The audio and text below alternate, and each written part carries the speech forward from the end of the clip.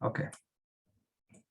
So today we'll talk about 6 stages of illness, and it will link that when we do meditation, what benefits we get, or in the other words, why should we be worried in the sense of we should be doing pranayam, yoga, meditation, things like that.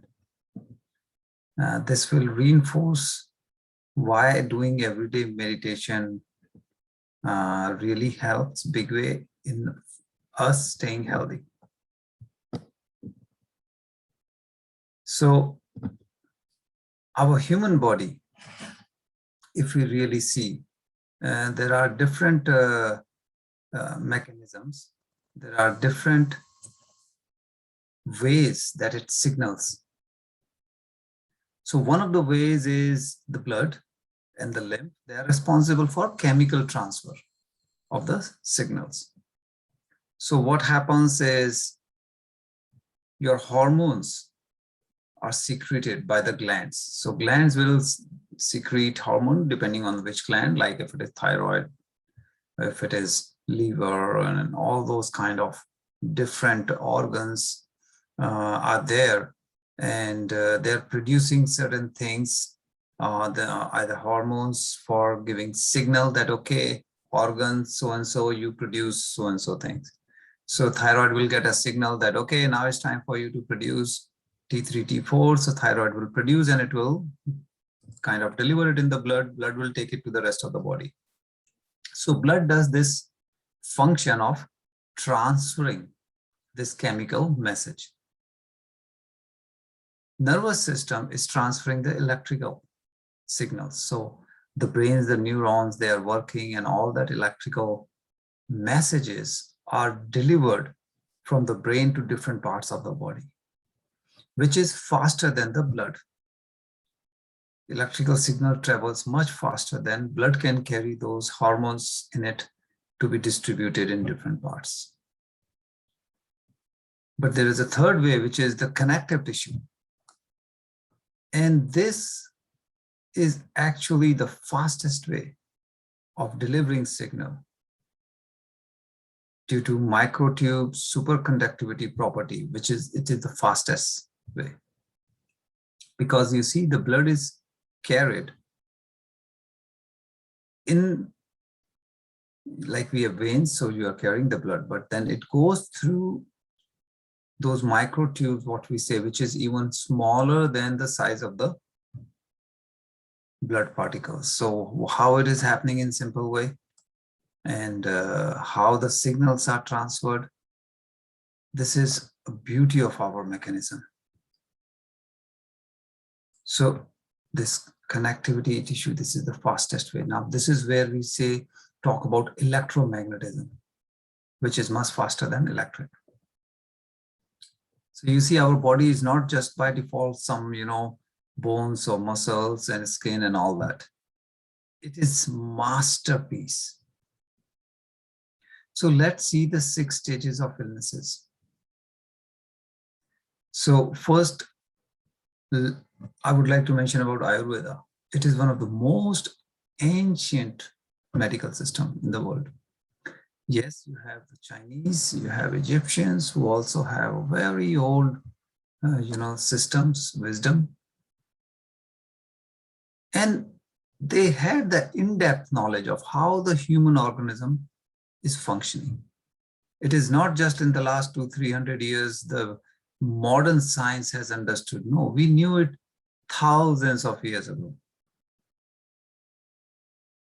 So one of the key principles in Ayurveda, it connected the process of illness development. They understood not just the illness, but how illness is developed. Interconnects the mind, the energy flowing in the organism, and actual somatic illnesses.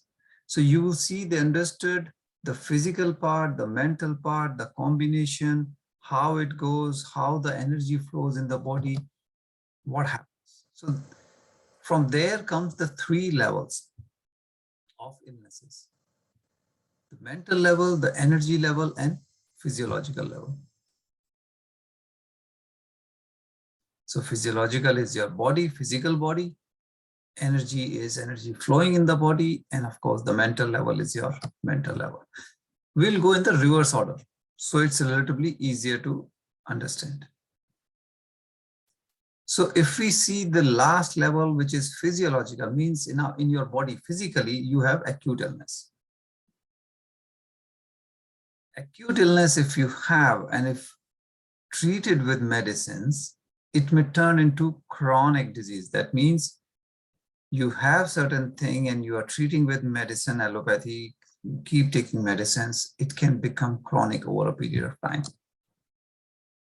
For example, you have diarrhea or cold, and you think, oh, I have a running nose or I have diarrhea, let me take medicine, let me stop it right now. So why you have diarrhea or cold? Because the body says there are toxins inside that need to go out of your body as soon as possible. What are we doing? We are taking medicine and stopping that mechanism. So what will happen to the toxins? It will stay inside the body. And what will happen when it stays inside the body? Well, we'll have a problem. Acute illness may become chronic. That means it will stay for a very long time. Now, a lot of people have arthritis, diabetic, this, that, whatnot, blood pressure, and it becomes chronic issue. It stays for a long time. You can reverse those orders. You have to, again, look into this terms of removing toxins from the body, and we'll see how it is connected to your thoughts. So before you have number 6, which is the physical illness, what is a step before that? A step before that is symptoms. The body will give you indications. Body will tell you something is wrong. We still do not listen to the body. We still say, no, I continue with my normal path. Then you end up number 6, which is the illness. But at the symptom level, if we can identify, understand, accept that, yes, my body is telling me there are some toxins inside the body, let me take care of it, you will not have illnesses. It's like you have a car, you get the light on that it is time to change the engine oil. You go to the mechanic, change the engine oil, your car will run for a long time. Beautifully, no issue with the engine. But you neglect that, no, light is on, that's okay, I can still drive for so many more kilometers or so many more days or weeks. You keep forgetting, you keep delaying, then what happens? Now you have a sound from the engine. A permanent damage has taken place in the engine. Now you will spend more money, more time in the repair to get it back in shape because you did not listen to the symptom. Before you get the symptom, what is the step before? Toxins.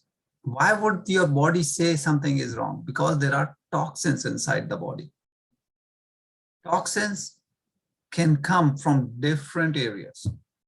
It can come from environment, it can come from food you are eating, it can come from your thoughts, the way you think. So, accumulation of these create issues in the body. You have toxins, means they are disturbing your system.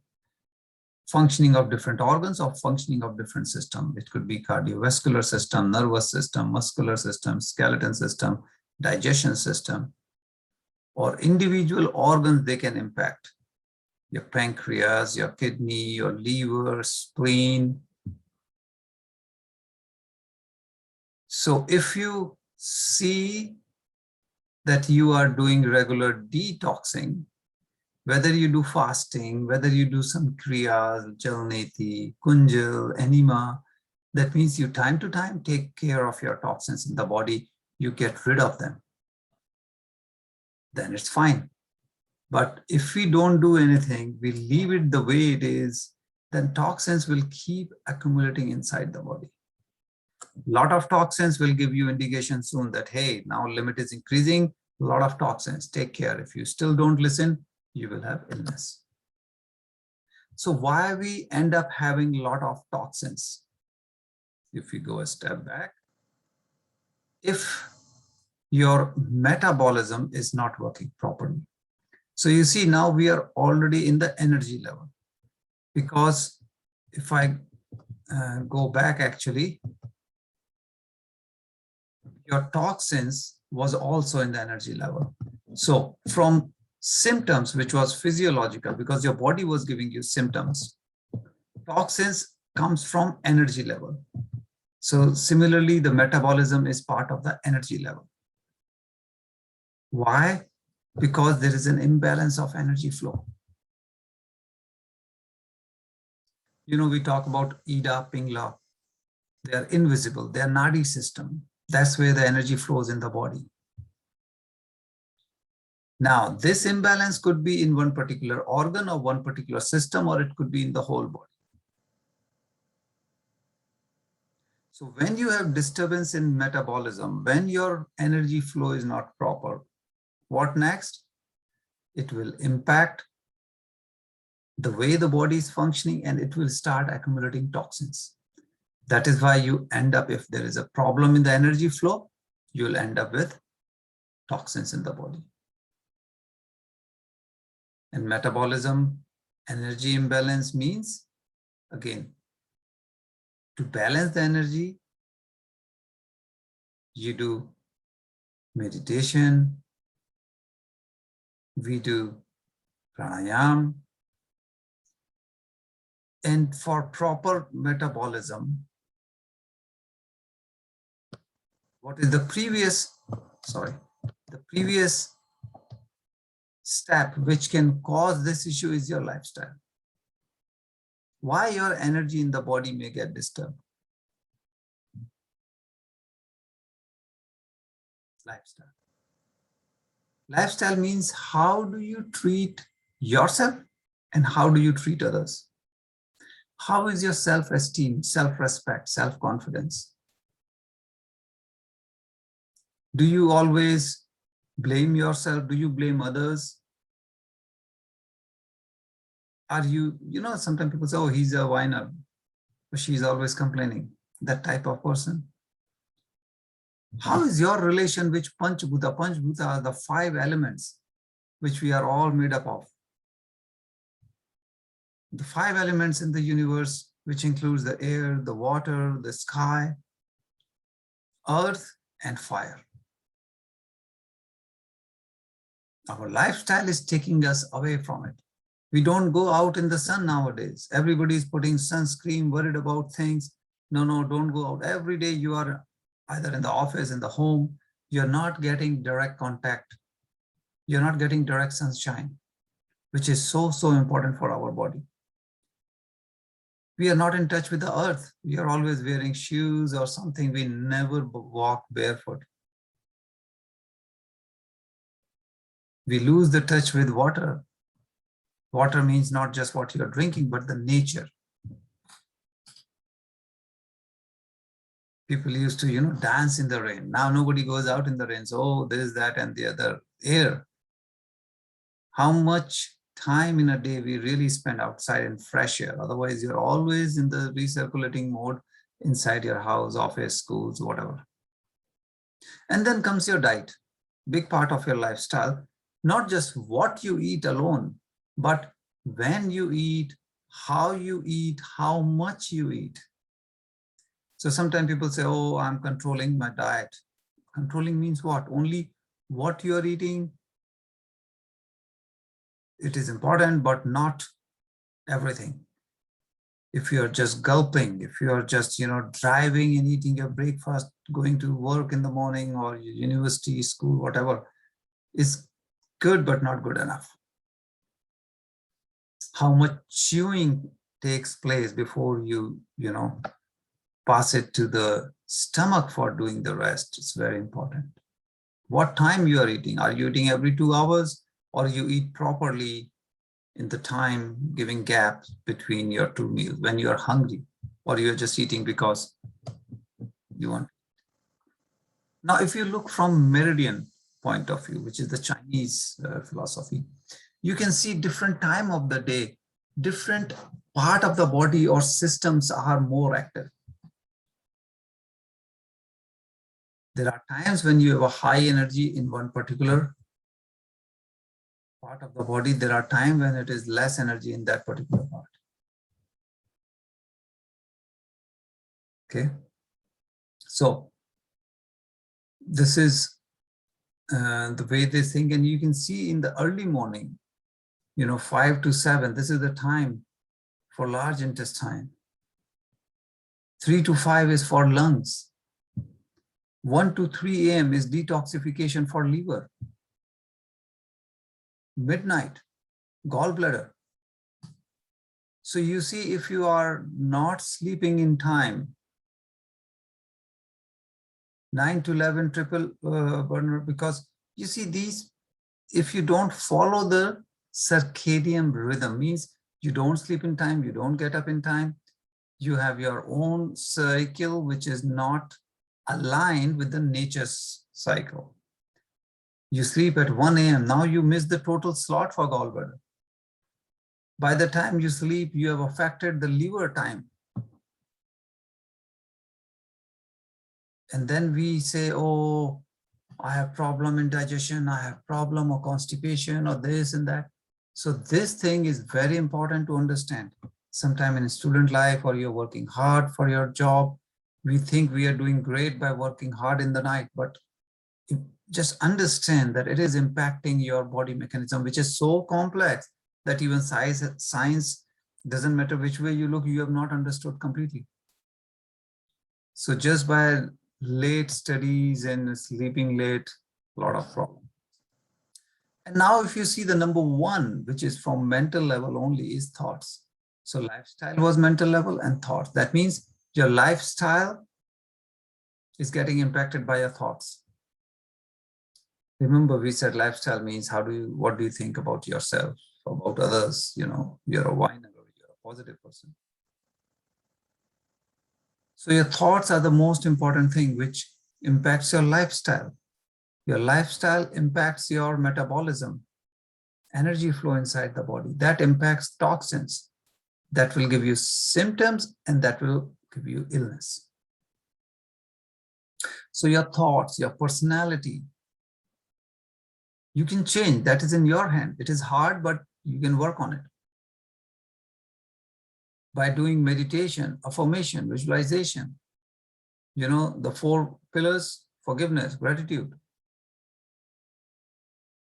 breathing, yogas. This way you can really impact. You can change your thoughts. You can fine-tune them, calm them down.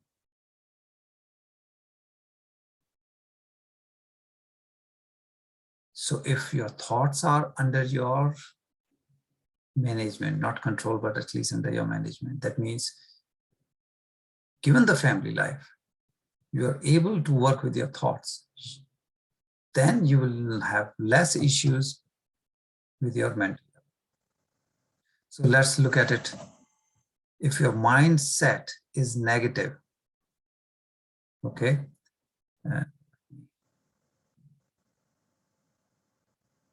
so if your mindset is negative, you will have improper lifestyle.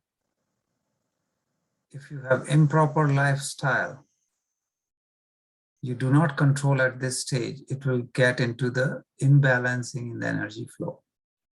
If you do not do anything here, it will give you toxins in your body. We fail here, it will get to the symptoms.